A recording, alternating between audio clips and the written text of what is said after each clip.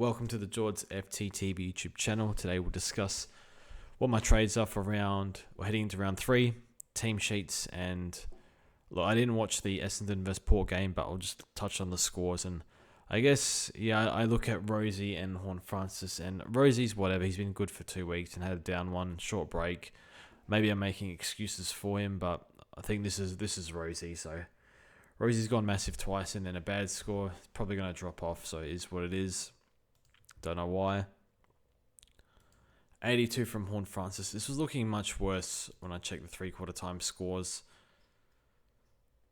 You don't trade your premiums unless there's an extremely good reason. I think the only reason you would, or the main reason you would be everyone owns him and you want to make an anti-pod play and you think he's going to continue being garbage, or scoring garbage. I don't know how he played, so it's something to think about. I think that few people did trade him out. Yeah, that's a lot of trade outs. 13,000 people traded him. That's quite a lot. A few Cheezel traders, I guess. Both I thought were like almost walk-up starts. As in with Butters out, with Horne-Francis, but I wonder if they've got CBAs. Probably not up yet. It's a bit early. Yeah, that's a bit too early. That's okay. So I can't really help much on this game, but yeah, Moraes says accumulator in juniors, so that's always a good sign.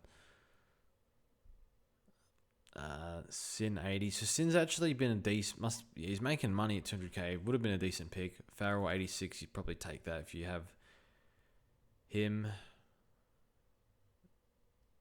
Berry 34. That kind of sucks if you have him. Better DT. It's Hawley. Kako 62. That's fine. Hobbs I held in fantasy. I guess need to stop talking about him. Yeah. Probably, he won't get... Our daddy gets mid-time with Parrish and stuff and Silas coming back. Pryor and Zach Reed, just, fantastic for us. Not really much to discuss. I'm guessing Shield went back in the midfield without knowing, but... Pryor's a pod, I think 25% in the top 1%, which is good. So I guess his 78... I imagine Rosie drops off because I was thinking, well, Reed and Pryor are going to drop off, and now they've both scored more than Rosie, so I think there's an extremely high chance that Rosie drops off for me, which is fine, but it does basically mean Pryor scores whatever Rosie could have scored, so I take it as Rosie scored a 78 for me, so, but disappointing. You want your premiums, like a Finn Callahan in this slot, maybe paid up for like a Sarong or a Neil or a Dunkley, and you don't want to see him put too many on Rosie, but I think Rosie's pretty highly owned. I wonder if a lot of people traded him in.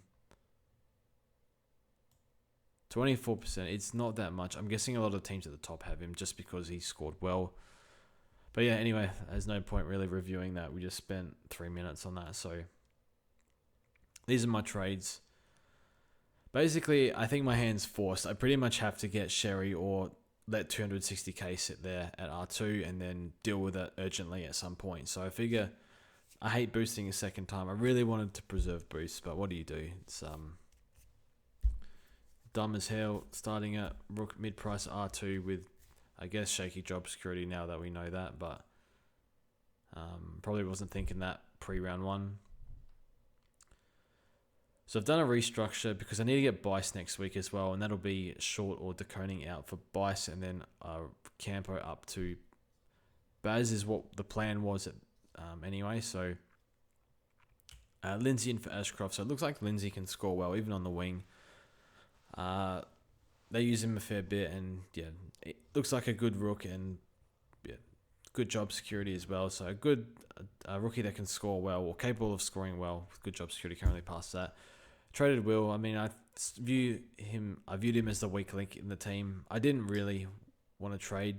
I would have rather just held for a few weeks and then I'd rather trade a short instead. But I feel like structurally no choice for me. Henderson from O'Sullivan, so he's going to make a lot of money early. I think he's named on the field too. what happens when Cozzy Pickett comes back. We'll go through that in team sheets, but it's a slight risk there. But I think, yeah, that 99k just enables what I can do. Vino Sullivan out.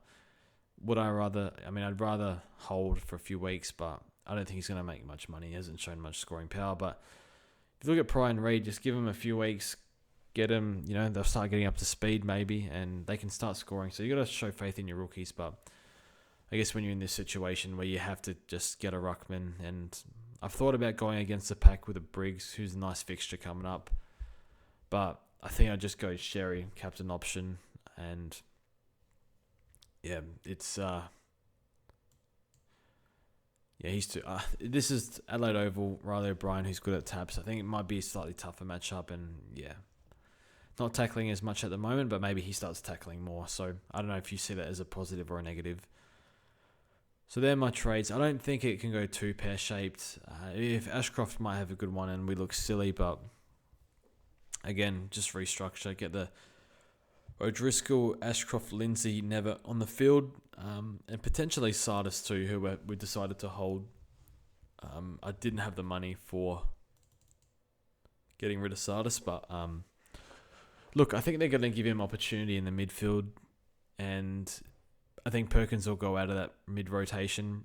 Hobbs, I'm guessing, got a little bit of time tonight without looking, and I'm guessing he'll be straight out of that rotation, and it'll be Parrish and Sardis in there, and who knows what they do with Merritt. I think Merritt said at the start of the year he's kind of happy to give these younger guys the future, more of a run in the midfield, and maybe he's talking about Sardis there. So we're just going to hold him. I'm not going to trade slow money now because 2 weeks off, but I'm not in that position to trade players who I think will make a fair bit of money. So anyway, that's my trades. The team is, I hate looking at short, and I know it's been a week I traded SDK in, but I really feel uncomfortable with those two. But everywhere else I'm relatively comfortable. I think get Baz in hopefully next week, all going well. And yeah, like the team's okay. It's like, yeah, I wish it was a little bit better, but it's like not the worst. But yeah, not being able to get Zorko is going to be a little bit tough, I think. I feel like we're just going to get killed. He's got the 6 easiest matchups for designated kicker coming. All right, we'll go through team sheets. So this game's already gone, so no much point discussing it. I guess Moraes is one to watch, and Hawley, who's in Ramadan at the moment, said he can't even drink water during when the sun's up. So that seems kind of tough, especially to play. What are you running? Are you sub today, but you're running, 13, 14, 15 Ks in a game? But yeah, Moraes is probably the big one for next week. I can't really... I did read somewhere Butters might be back next week, so that's probably one to watch. Carlton versus the Dogs. So it looked like no Harry Mackay, still out with personal issues. So Boyd, Evans in, Campo, Lord out. Apparently Campriali has been throwing up during games, I heard. I don't know if that's true or not, but I heard multiple people say that, so I don't know. Maybe they throw Hollands back on the wing or something, so Haynes, Boyd, and that's 5 defenders. So I think Hollands gets shifted out. Wasn't really being used as a distributor, so I guess if you have him, time to go. And yeah, Campo out is very annoying because I was kind of planning to trade him anyway because I didn't think he had much scoring power in him, plus sub risk, and I just wanted one price rise and then get him to Baz via some DPP stuff. So yeah, Bulldogs. I guess they're in Doherty as well, so he's probably not going to be sub. Freya, I think, will be a solid pick until Bont is back, and Trelaw looks like that mid half forward role is looking good for him. So still think maybe an average in the 80s for him in this role. Still pretty young, relying a little bit on scaling at the end of the game. So we'll see what happens. I think I'm fielding Davidson. Yeah, I'm fielding Max Hall versus Richmond as well. So fingers crossed that goes well when he's not sub or anything. Melbourne and the Sun. So they've pretty much swung the axe here. So I've seen probably more fantasy. A few people looking at Bowie's couple of 90s and good end to last year. So I think May's going to gobble up a few of those kick-ins. I think Jefferson, was he suspended? I can't remember. Brought Langford back in. Could be one we look at in a few weeks, but I'm not too sure. Maybe sub again. And looks like Flanders is back, so I think we're looking at defense with look at Sinclair, Whitfield, Zorko. Clark's averaging a rug under that, but still averaging not too bad, 114. So kind of thinking get these guys in. We've sort of forgotten about Flanders. We're limited preseason, so this is one where I wouldn't touch early on. Absolutely not. See what his role is as well. But yeah. Lindsay on the wing. Henderson on field. So they haven't brought in... they have brought in Melksham. Somebody next week goes out for Cozzy Pickett. And who is that? Maybe it's Langford. I don't know. It could be Henderson. That slightly worries me. I think they like how he played. I think he played well. It'd be very stiff to be dropped, but I don't know. See how he goes. No, people aren't really looking for mids at the moment. They're trying to fit these mid rookies in, whichever one you missed, whether it's O'Driscoll, Lindsay, or whoever. So it's pretty much hard to get mids in, but yeah, the Gold Coast boys, Rao and Anderson's runs, really, really nice. It could be a nice pod, but it's, pretty hard to go there at the moment, just with our teams just structuring up. Saints versus Richmond, so Charman, Trevalier in, Soccer, Clark out. So Clark is injured. I think it's groin on the St Kilda website, but I think the injury list website says something else. So Lynch is back, Sonsi's in, Fawcett out, Sam Banks out. Wait and see on Travalia. 170k is always annoying to downgrade to, so yeah, it's Hasty might be in strife here because they're playing Ari. Hasty's emergency. I definitely think Hasty will play again at some point, but it's a bit strange. So they're just rotating through Hasty, Ari, and now they've put in Travalia in. I think he's been playing a little bit of wing, but I think more likely ends up down back. So, or even maybe in the midfield in future, later down the track. So, I don't know what the go is here. I feel like they should just settle on someone and give them a run, but that's maybe they see things and need to work on things in the twos or whatever, so who knows. And yeah, Richmond, I'm reluctantly holding short. It is a nice matchup, but given the kick-ins and just, Zoe was a hard watch, very hard watch. I'm holding, but man, I want to get rid of him as soon as I can. I wish I didn't have him. Hawthorn and the Giants. Conor McDonald out. I don't know how long. It was like a ankle. And then the Giants, James Lake goes out as expected. Stringer, Jesse, and Briggs in. So really good ins for the Giants. Stone is there. I don't know who's sub here. I feel like it could be Ware, potentially Stone maybe. Hopefully not. I like what Ware brings to the team, but I think Stone has been solid as well. Hawthorn not really relevant this year. Like maybe the Sicily you have, or if Meeks had a good price, he could be like your R3 at some point. But it's probably going to end up being Rowan Marshall or Gorn after Sherry and TDK. So even Briggs Briggs has I think almost 200 break even, so you can get him very cheap if that's where you want to go. Brisbane versus Geelong. Will McLaughlin. I feel like it's like another McCabe or something. No. I'm dreaming. So he's out.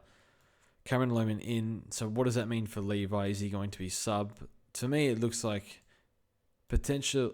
Like Lohman's too good to be sub, but if they just want to ease him in, I don't know. Maybe they put him sub, but it's hard to see Bruce Revel not being sub here. Not being sub. What am I saying? So yeah, he'll be sub. In Bailey Smith, man, what is going on at Geelong? There's just so many rumours coming out of that club. and they just keep it under wraps, and nobody knows. The injury list is dodgy every week, and the laid outs and stuff, and the salary cap investigation or whatever. Man, it would be nice to be inside the four walls and see what's actually going on. Because I have heard that he wasn't a fake, that it wasn't an injury, it was something else. But Geelong keep doing their thing, and AFL keep on doing nothing about it. So what do you do? So O'Sullivan looks like it has solid job security, because I think Colo was 2 weeks and now it's turned into 1 to 2. If groin injuries start, ballooning out in terms of the timelines, it's always a worry, because that's when it can turn into OP and you can carry it for a long time. Look at DeGoey last year, so he couldn't really get going. So bit of a worry, because he had this during the practice game, and since then, like practice game, week off, 0, 1, 2. So I think it's been almost 4, 5, 6 weeks he's had this, and still 1 or 2 weeks to go. So it wouldn't surprise me, even if O'Sullivan's playing really well, they can just keep playing him. Like, there's no rush for Kolodashny to come in. So I think he's a good rook, and I would not be surprised. I mean, look, it says 1 to 2. He could be back next week, but I doubt it, considering they've ballooned out the timeline. So I think O'Sullivan's a fine rook if you want to grab him. We've got some other good rooks, like Bice coming. Moraz has got a 93 in his system for his second game, so he's going to be hard to pass up. The other one is Closey, so I think he's pretty high sub chance. It's probably Closey, Bose, or Jai Clark. I don't really know who, though. Never, I think he's played well enough to hold, hopefully, not be sub. But yeah, Stewart is also listed as playing. Whether he does or not, I don't know, but Chris Scott did say in the presser that Bailey Smith did more training than Stewart. So, yeah.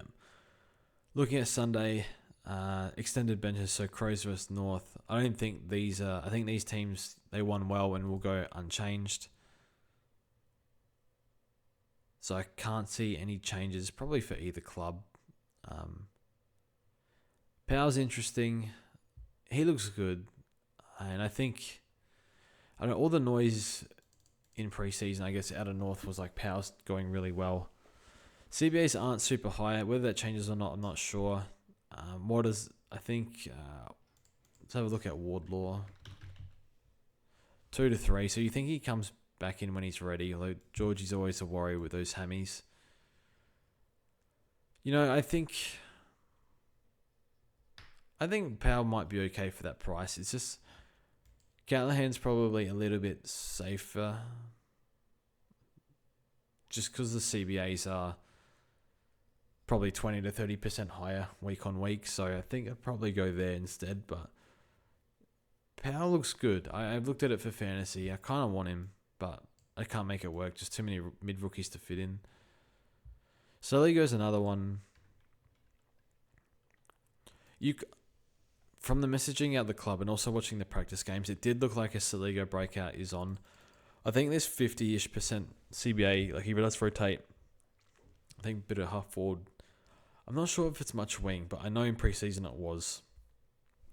I haven't been watching close enough, despite the fact that I watch Crows games every week. But yeah, he's another one where he's like, good starting pick, will make you a bit of money, but I don't think keeper with that level of CBAs. So that's all good. Yeah, people are annoyed about Sheasel. What's his CBAs? I just had it in front of me.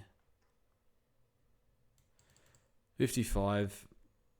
Maybe Wardlaw eats into Parker's and will fill up CBAs. I'm guessing that's what happens. She's at that 50% mark, seems okay. But, I mean, the stat line's fine. Like 28 touches and a goal, 35 and a goal, I think, the week before. I can see the appeal of trading him to Zorko. Bank that 40k, ride the break-evens. I think he'll be top 6 and he'll stay in my team the whole year.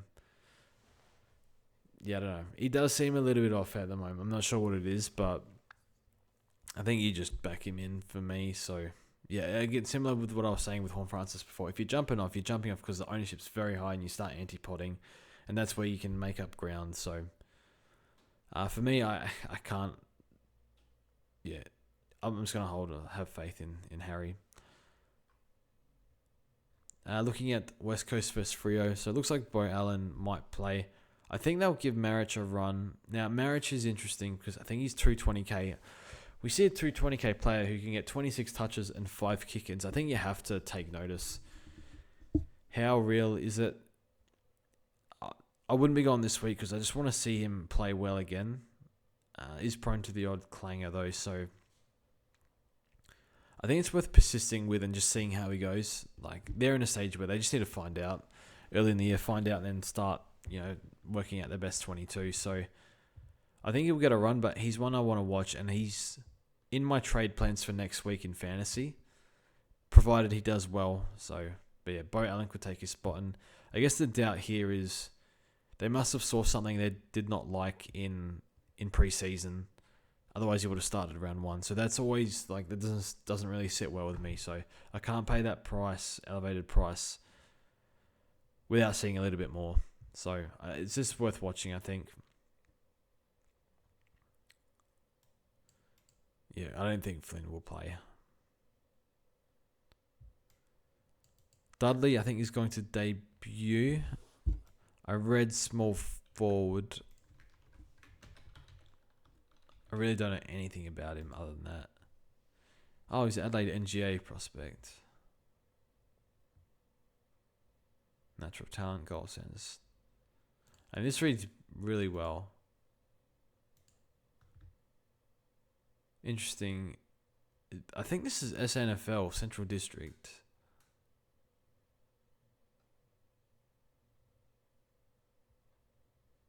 Must be. Oh no, it says SNFL reserves.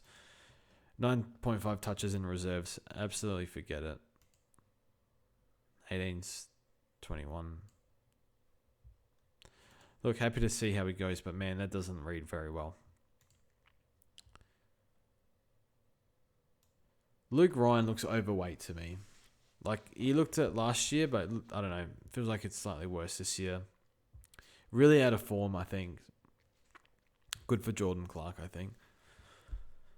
Andy Brayshaw CBA's last. I think I missed this game, but I think I watched the second quarter because watching a little bit at the airport.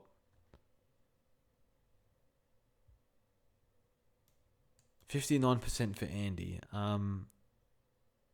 They've put Jago O'Meara back in there. I thought they apparently did play well, but I thought they moved past this. I don't know, what's the drastic change up in CBA's from week 1 to week 2? Like, you've had a whole preseason to figure this out, and you're already throwing the toys out the cot and throwing O'Meara in there full time. I can't make sense of what they're doing out at West at the moment, specifically at Fremantle. But Murphy Reid looks like a pretty solid rook, and he's got to be ahead of pretty much all these guys, even potentially Johnson as well. So I reckon he's a pretty safe pick. It's just hard. Like, he's very talented. He looks good, but it's just Henderson's at that 99k, and then Lindsay, I don't know.